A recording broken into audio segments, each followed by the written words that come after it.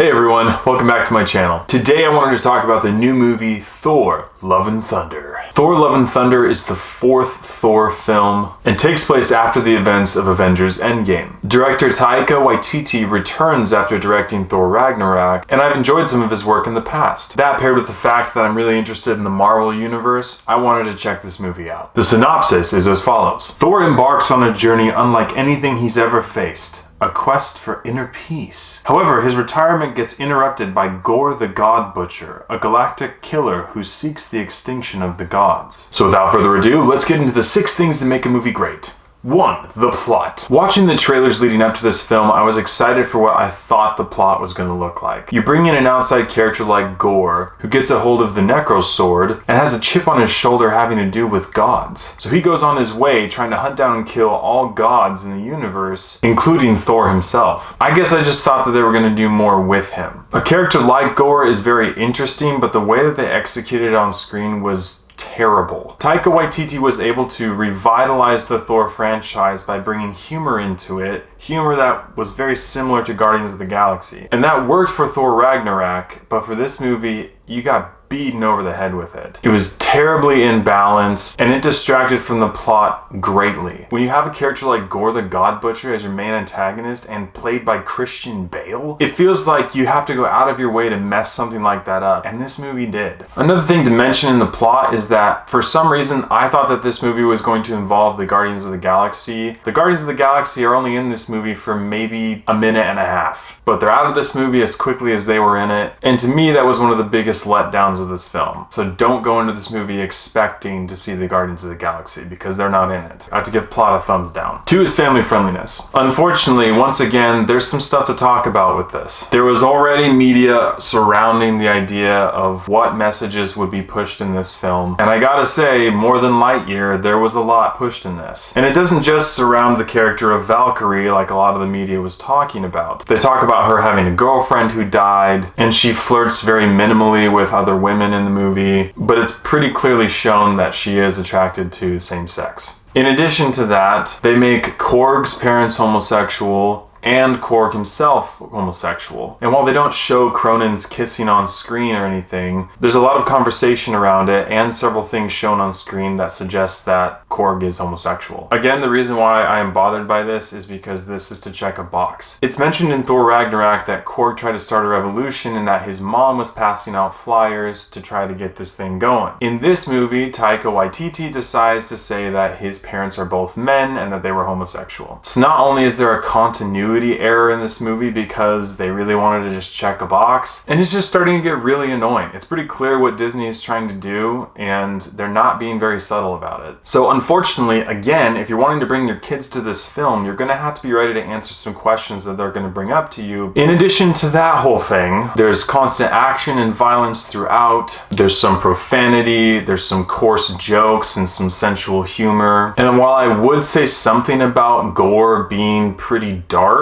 he's barely in the movie to the point where I don't think it really plays a part with family friendliness. There's some nudity in this movie as well. You see the full backside of Thor, not just his butt, but the full backside of him. Which, I mean, I can't say that I'm not impressed. It's in there. But with all those things considered, I have to give family friendliness a 50-50. 3 is acting and script.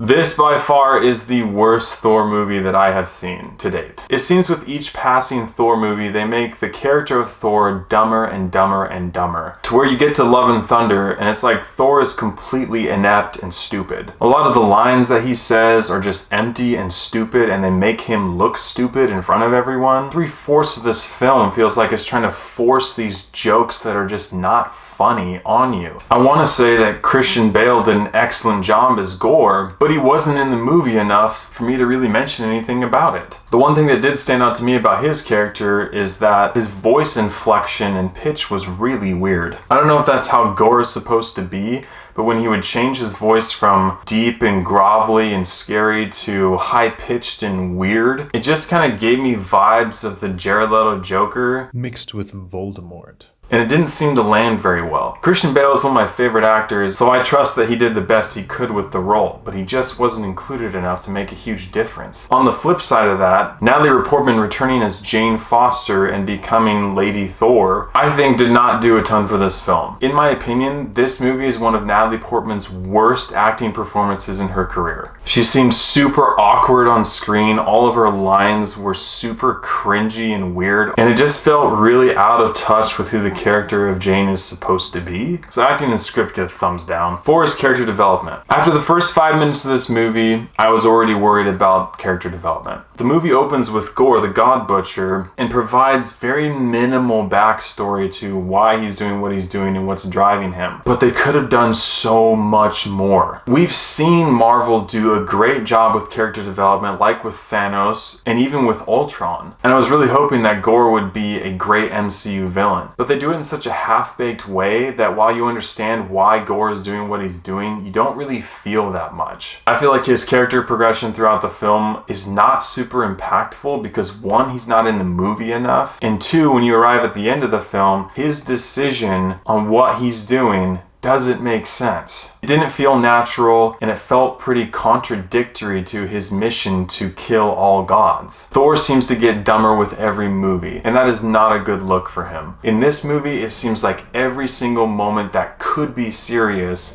was just blown up with all of these stupid jokes that didn't land and lines that weren't funny, most of them involving Thor and making him look stupid. They did some character development with the story arc of Thor and Jane, but I really wasn't impressed with that either. So character development gets a thumbs down. 5 is visuals and CGI. In a movie like this, I know that a lot of CGI is going to be used, and most of it looked pretty okay. But that being said, even from the trailers, I looked at Jane's arms when she's Lady Thor, and that is CGI as frick. It is so easy to tell that it's just so unnatural and doesn't even look right. It's uncanny valley, and it shows so bad. In addition to that, whenever Jane has her helmet on, her eyes are so poorly CGI'd, and it sticks out like 2 big sore thumbs protruding from her eye sockets. I feel like they could have done something really cool with the Necro Sword and the shadow creatures that come from it, but it seemed like the direction they went with it is making everything darker so that you couldn't really see and appreciate a lot of the creatures that were coming from the Necro Sword. I know there's only so much you can do with that, but it just wasn't that impressive. So visuals and CGI get 50-50.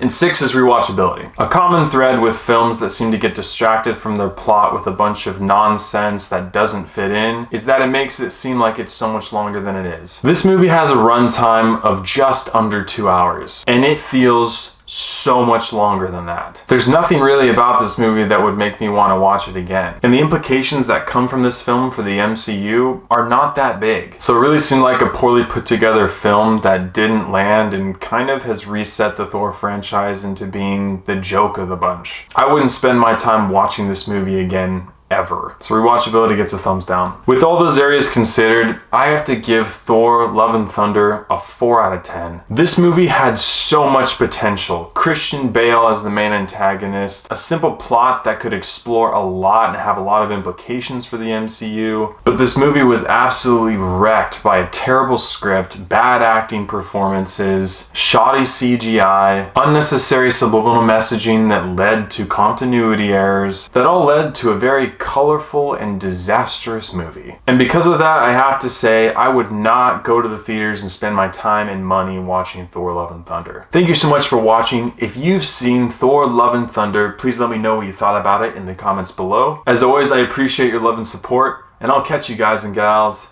in the next one.